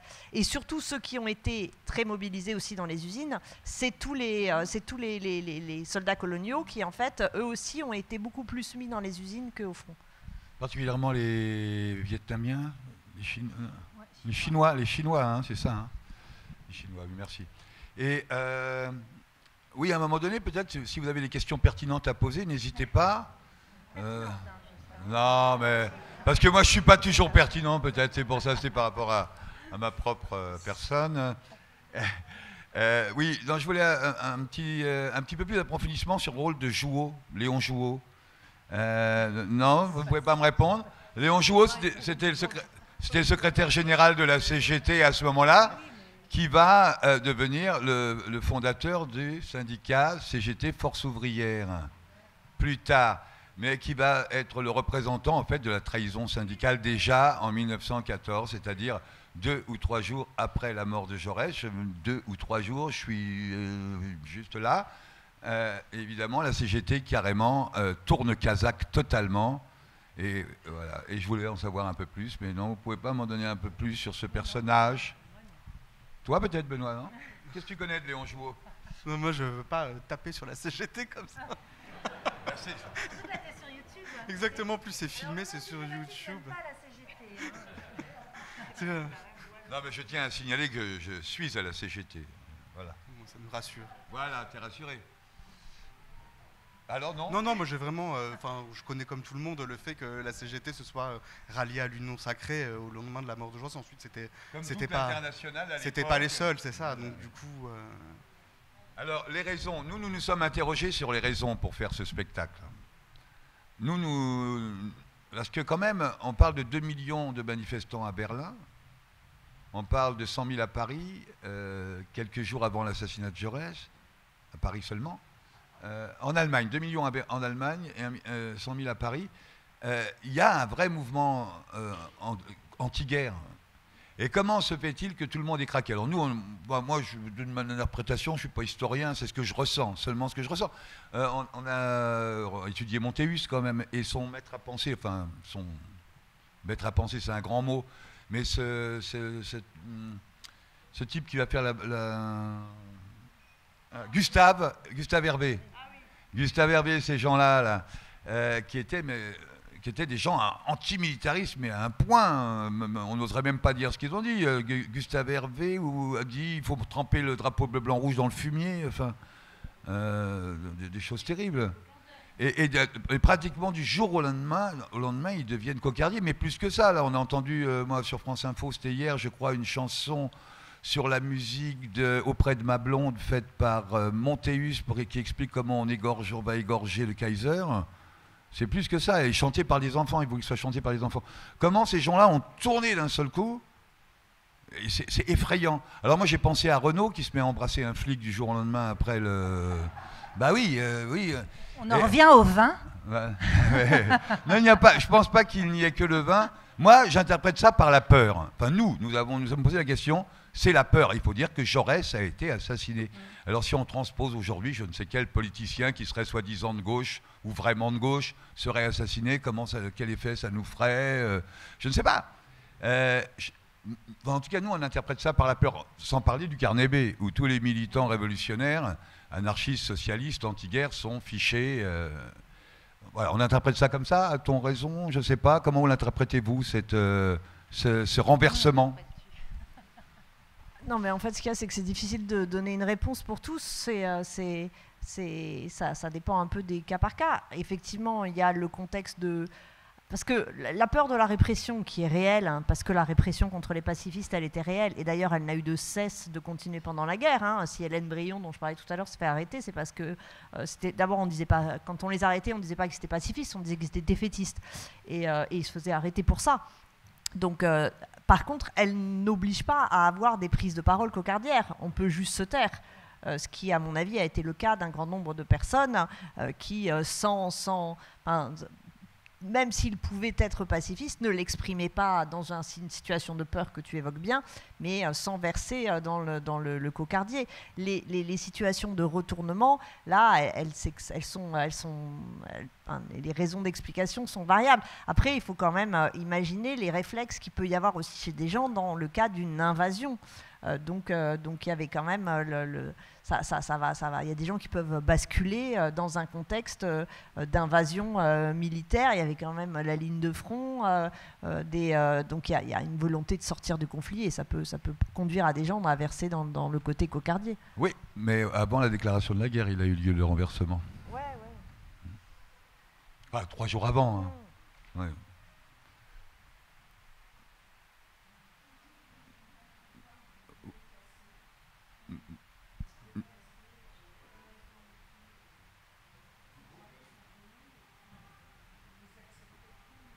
On me pose une question à propos des gueules cassées, ce qu'on appelle les gueules cassées. Moi. Ouais, non. Enfin, ça a été évidemment extrêmement difficile pour tous ceux qui sont rentrés blessés dans leur chair de la guerre, avec aussi beaucoup qui sont devenus fous, hein, qui sont rentrés fous de la guerre. Mais les gueules cassées, comme en plus c'était... c'est l'histoire de revoir là-haut, donc ça leur a permis d'en parler un peu. Cela étant dit, il y a eu... Alors après, je ne suis pas spécialiste, mais dans ce que j'ai lu là-dessus, d'abord, il y a eu un véritable souci sous pression des associations, parce que les gueules cassées se sont rassemblés en associations. Il faut voir que tous les anciens combattants, au lendemain de la guerre, une grande partie des anciens combattants se sont rassemblés dans des associations. Certaines, ça pouvait être donc par type de blessure, d'autres étaient plus vastes. C'est un ancien combattant sur 2 hein, qui est dans une association, lesquels ont fait pression sur les pouvoirs publics et dans ce contexte ont obtenu un certain nombre de choses. Donc il y a eu un souci justement de leur donner du travail, etc. Ce que j'avais lu, parce que ça m'avait marqué, c'est que comme au lendemain de la guerre, il y a un différentiel démographique très fort entre les hommes et les femmes, et des femmes qui ne trouvent pas de mari parce que il y a beaucoup moins d'hommes. En fait, toutes les gueules cassées se sont mariées au final après la guerre. Hein. Ils ont tous, de toute façon, et il y a tout un tas de femmes qui sont restées ce qu'on appelle les veuves blanches, qu'on n'a jamais pu trouver de mari parce que de toute façon il n'y avait pas assez d'hommes. Ce qui est intéressant aussi dans le phénomène des gueules cassées, mais là encore, hein, moi non plus je ne suis pas spécialiste, hein, mais c'est ce que ça a produit en termes de progrès scientifique. Et d'ailleurs, la sortie de guerre, en réalité, a donné une accélération absolument majeure dans 2 domaines médicaux. Le premier, c'est la naissance de la chirurgie plastique.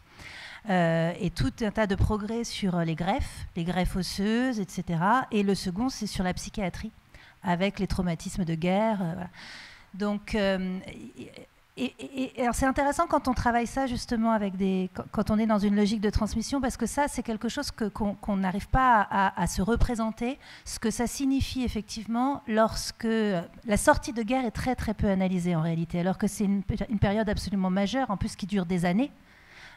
C'est pas simplement 11 novembre 18, c'est fini, tout le monde rentre chez soi. Donc plus d'1 an même pour certains.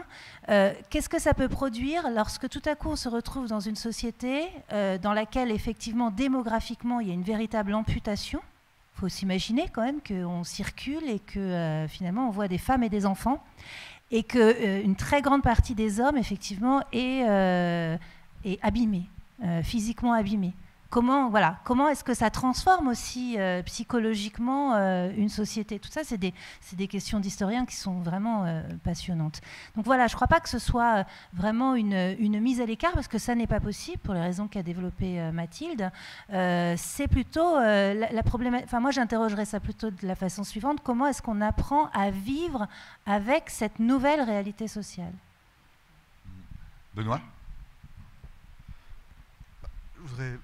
Je pense que Laurence a vraiment parfaitement raison quand tu dis que la guerre n'est pas terminée le 11 novembre, et c'est un peu l'impression que ça donne quand on écoute les commémorations aujourd'hui. On a l'impression qu'une fois que l'armistice est signé, eh bien, tout est fini. Et nous, c'est un peu ce qui nous intéresse aussi en tant que journaliste et non pas en tant qu'historien, c'est les conséquences des événements passés et de la manière dont la Première Guerre mondiale, bon, alors il y a évidemment le lendemain immédiat de la Première Guerre mondiale, qui est un petit peu ce que vous allez évoquer dans le spectacle de tout à l'heure sur comment l'Europe aurait pu basculer, la multiplication des foyers d'insurrection, de révoltes ouvrières, etc. et les répressions qui sont suivies.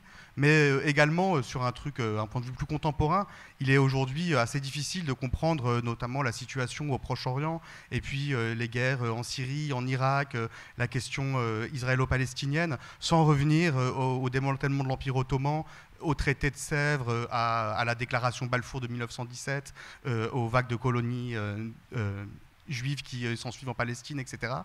Et donc, ce qui essaie de montrer un petit peu les vies ultérieures des événements historiques, c'est aussi, à mon avis, quelque chose qui manque assez souvent dans le discours dominant, où une fois que l'événement est terminé, eh bien, c'est comme si... On passe dans l'entre-deux-guerres. Voilà, on passe à l'entre-deux-guerres. Cette formule de l'entre-deux-guerres, elle est totalement... C'est pas une formule d'historien. Enfin, comment penser possible une deuxième guerre après la Première Guerre mondiale? C'est bien une chose dont tout le monde était convaincu, c'est que on avait atteint le sommet de l'horreur. C'était pas possible de recommencer, quoi. Oui, et on était plus loin. Oui. Et vous disiez, je voulais simplement, il y en a qui ont mis plus qu'1 an avant de revenir, me semble-t-il. C'est ceux qui ont été envoyés au bagne. Par exemple, je pense à Cachin et Tillon. Ouais. Pas Cachin, pardon. Marty et Tillon. Martin, surtout pas Cachin, justement. Marty et Tillon, qui sont les mutins de la mer Noire. Quand même, c'est peut-être un petit mot là-dessus, parce que même le capitaine de Gaulle est rentré en Union soviétique. Non, mais alors, ces cas-là, je ne les connais pas, mais sur la démobilisation, en gros, donc l'armistice est signé en septembre. La première vague de départ, enfin de démobilisation, c'est novembre-avril 19, et après c'est juillet-septembre 19, ce qui fait que les derniers sont rentrés chez eux 1 an après la démobilisation. Sachant par ailleurs que pour les classes les plus anciennes qui donc étaient toujours dans le service militaire, eux ils sont restés mobilisés pour aller pour mener la guerre justement contre les Russes. Donc il n'y a pas eu ça. Et ce qui était terrible, c'est qu'en plus, alors que la guerre était censée être finie le 11 novembre, la discipline militaire restait la même enfin ils n'étaient plus dans les tranchées, mais à l'arrière des tranchées. Et la plupart des soldats ne comprenaient pas pourquoi il fallait toujours avoir le truc.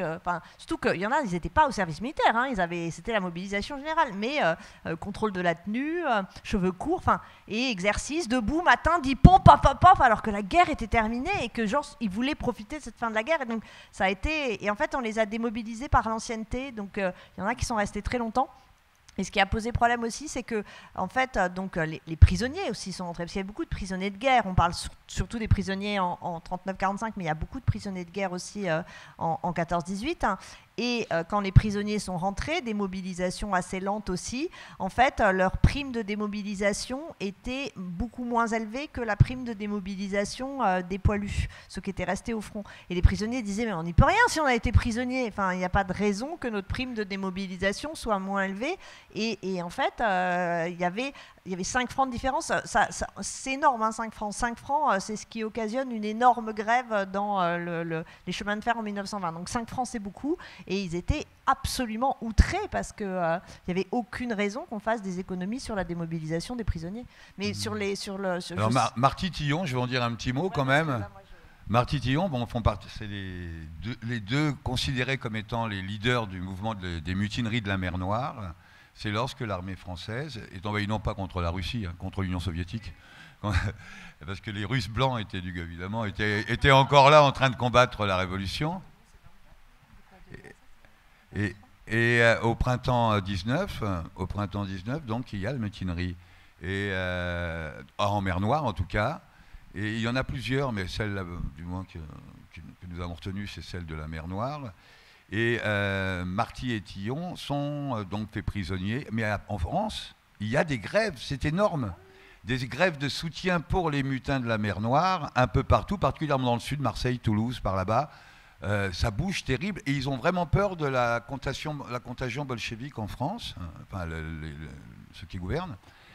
C'est Clémenceau, encore... En tout cas, Clémenceau, c'est le George Bush de l'époque, nous avons l'impression de dire. Enfin, c'est le... Manuel Valls n'aimerait pas ça. Oui, oui. Voilà, c'est le chef de la coalition, quoi. C'est lui qui est un peu chef de la coalition qui va attaquer l'Union soviétique. Donc ça attaque par le Japon, ça attaque par la Baltique, ça attaque par la mer Noire, ça attaque de partout. 14 pays, république pas obligatoirement, 14 pays attaquent l'Union soviétique. Et le général de Gaulle rentre vers Moscou. Voilà, bon, ça c'est l'anecdote. Rentre assez profondément. Et il n'est pas général, il est capitaine à ce moment-là, bien sûr. Et Marty Tillon, donc, sont emprisonnés, envoyés au bagne. Et pour la petite anecdote, ils sont présentés à partir des premières élections où le Parti communiste existe. Donc, c'est 21, le Parti communiste, la création du Parti communiste français. 20, voilà. Je pensais que je vous ai regardé parce que j'ai toujours un doute si c'est 20 ou 21. Alors, donc, c'est 1920, la création du Parti communiste français. Et à chaque élection, ils sont présentés, Marty et Tillon. Et ils sont élus à chaque fois, partout. Et donc, au bout de 5 ans, on les libère. Mais pour vous dire à quel point il y a un soutien réel des anciens combattants, enfin du mouvement internationaliste, quoi, du prolétariat de l'époque. On était déjà pas mal anti-guerre avant la guerre, mais je suppose qu'on l'était encore plus à la sortie. Ah ben ça, tous les historiens l'ont montré. Hein. C'est pour ça aussi que l'idée du défilé militaire pour commémorer, c'était immédiatement la mission du centenaire. Et Antoine Pro, qui est l'un de ceux, qui est le premier à avoir travaillé sur les anciens combattants, qui est celui qui présidait la mission, a tout de suite dit le sentiment dominant après la guerre, c'est le pacifisme, quoi. Et les anciens combattants ne réclament qu'une chose, c'est plus jamais ça. Voilà.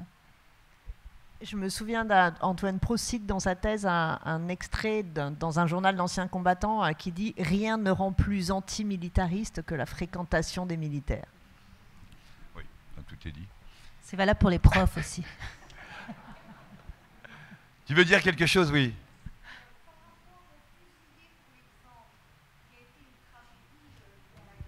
Je vais répéter. Par rapport aux fusillés, pour l'exemple, qui a été une tragédie pendant la guerre. Voilà, je traduis là ta question.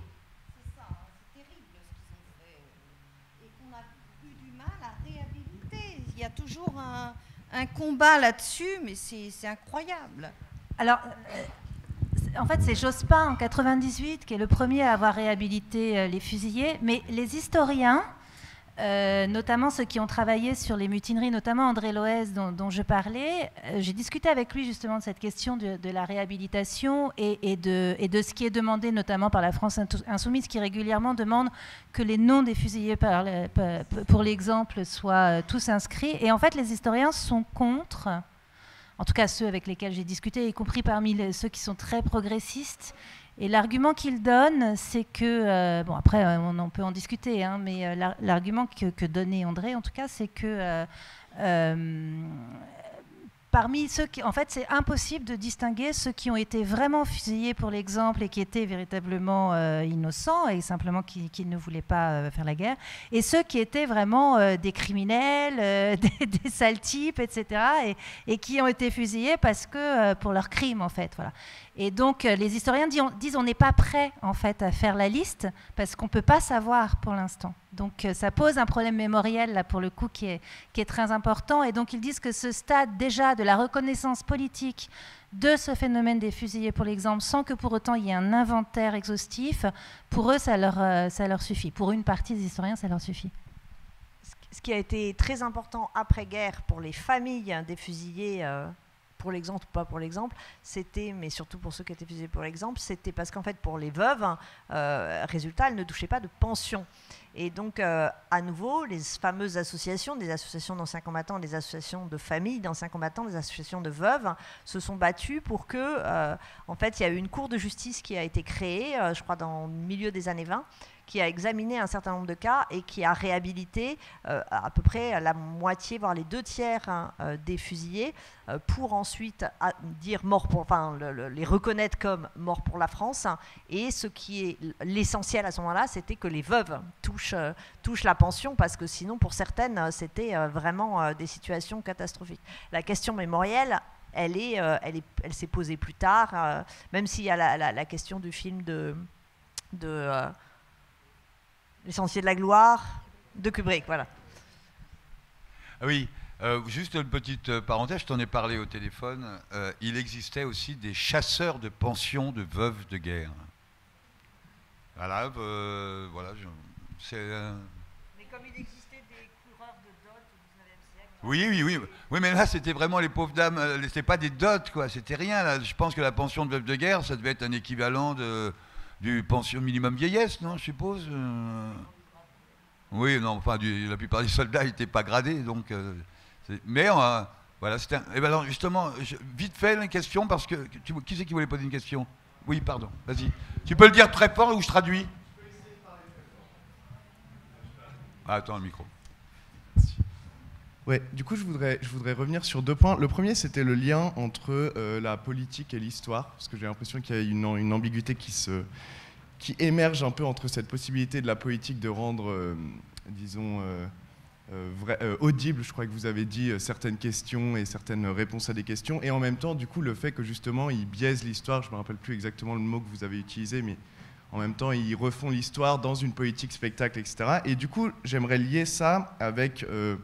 l'enseignement de l'histoire, mais l'enseignement autant dans l'éducation nationale, mais comme l'éducation de l'histoire est une médiatisation, ça revient au débat aussi sur comment enseigner l'histoire dans les médias, et sur est-ce que vous aviez des solutions sur comment réussir à rendre cette histoire-là audible à une génération qui, du coup, de ce que vous avez dit, retient des images frappantes auxquelles elles peuvent, j'ai l'impression, un peu s'identifier, les trachées, les femmes, la souffrance, quelque chose de très personnel.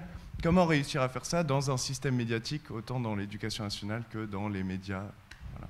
Alors, je vais me permettre d'intervenir simplement pour vous dire qu'il est moins... Je crois avoir vu qu'il doit être moins 20, moins le quart. Trop tard. Oui, et qu'on va se donner un petit temps avant de rentrer voir le spectacle. Donc, je propose qu'il est 38, qu'on fasse une... En tenant compte de ta question, d'accord? Non, pas du tout. Moi, j'ai une réponse ultra rapide. Voilà, allons-y. Dans la fabrique scolaire de l'histoire, tome 1, que j'ai co-dirigé avec Emmanuel Picard et qu'on a mis en ligne exhaustivement, c'est pour ça que je vous donne la réponse, il y a un chapitre d'André Loez, dont je parlais tout à l'heure, qui est celui qui a fait sa thèse sur les mutins, qui est un chapitre exactement là-dessus, qui sont des pistes en fait pour enseigner autrement la Première Guerre mondiale et faire entrer justement le prisme social dont je parlais tout à l'heure. Il est en ligne, il est en accès libre, donc voilà. Bon, vas-y. Moi, je voudrais juste répondre sur la partie médiatique, parce que la partie enseignement, je la connais beaucoup moins bien que Laurence et Mathilde. Mais sur la partie des médias, je pense que l'histoire est logée au même titre que ce que peut l'être l'économie, les autres disciplines. Et c'est de manière plus générale, comment réussir à contrer le discours des médias dominants. Alors effectivement, pour l'instant, il y a un certain nombre de résistances de niche qu'on pourrait appeler de manière un peu, disons, négative, que peut être le monde diplomatique, qui effectivement a une forme de niche dans la gauche critique, ou un certain nombre d'émissions comme celle des détricoteuses sur Mediapart, il y a un certain nombre d'endroits, de lieux de résistance par rapport au discours dominant sur l'histoire. Mais à l'évidence, ce genre de lieu de résistance est très insuffisant pour résister, disons, au bulldozer médiatique du discours politique, etc., tel qu'il est diffusé. Et donc, pour réussir à contrer ce discours, eh bien, comme en matière d'économie et en géopolitique, etc., ça nécessite à s'interroger sur la manière dont sont déjà diffusés de réfléchir dans la manière dont les médias interviennent dans la manière dont les gens se représentent le monde social, et donc de réfléchir au système médiatique tel qu'il est aujourd'hui, à savoir un système médiatique qui est étroitement dépendant des puissances d'argent, puisque, comme on peut le voir sur une petite carte sur le site du Monde diplomatique, eh bien, l'écrasante majorité des médias français, que ce soit les chaînes de télévision, les radios, etc., appartiennent à des grands groupes privés ou à des milliardaires qui donc ont des intérêts particuliers quand ils achètent des médias. Ils ont envie de diffuser une certaine idéologie, etc., etc. Et donc, eh bien, se demander comment pouvoir construire un discours indépendant sur les médias qui soit audible au sens où qui ne reste pas dans un marché de niche en s'adressant à 200 000 personnes, etc., mais qui atteigne le grand public, eh bien, nécessite également de s'interroger sur le système médiatique et sur la manière de mettre en pièces ce système médiatique dépendant des grandes puissances d'argent. Voilà. Oui. Alors, on va se donner chacun une petite chose, une petite conclusion. On va revenir à toi, Benoît, après. Et on va commencer par Mathilde pour une petite conclusion. J'en profite pour vous donner faire une petite page de pub pour vous dire qu'il y a de la soupe et du poulet à manger après le spectacle. Voilà. Bah, je vais être hyper rapide pour qu'on puisse manger la soupe et le poulet. Non, après le spectacle. Alors, merde. C'est pas la peine de se précipiter, mais vous, si vous voulez, vous pouvez peut-être demander éventuellement à Loïc s'il y a quelque chose pour que vous puissiez vous restaurer. Puisqu'eux, ils ont déjà vu le spectacle et ce soir, ils font l'impasse, ils reviendront avec leurs enfants plus tard. Vas-y, Mathilde. Eh ben, n'écoutez pas Macron, surtout pas Zemmour, et lisez les bouquins d'historiens.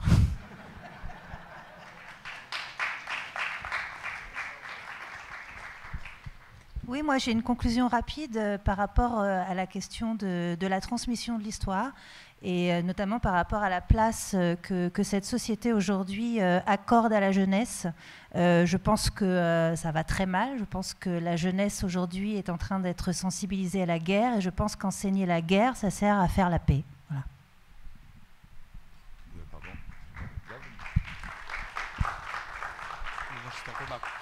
J'ai plus envie de conclure. Non, mais la conclusion de Laurence, c'était très bien. Donc, voilà. Attends, je vais la refaire. On peut la faire à 3 avec des... Et donc, je pense qu'enseigner la guerre, ça sert à faire la paix. Voilà. Et moi, je rajoutais qu'on entende bien dans le fait d'enseigner la guerre les raisons des guerres. Les raisons des guerres, bien sûr. Et donc là, je crois que ça, c'est bien. J'espère que vous n'êtes pas ennuyés. J'ai pas l'impression. Moi, non, en tout cas, ça n'a pas été mon cas.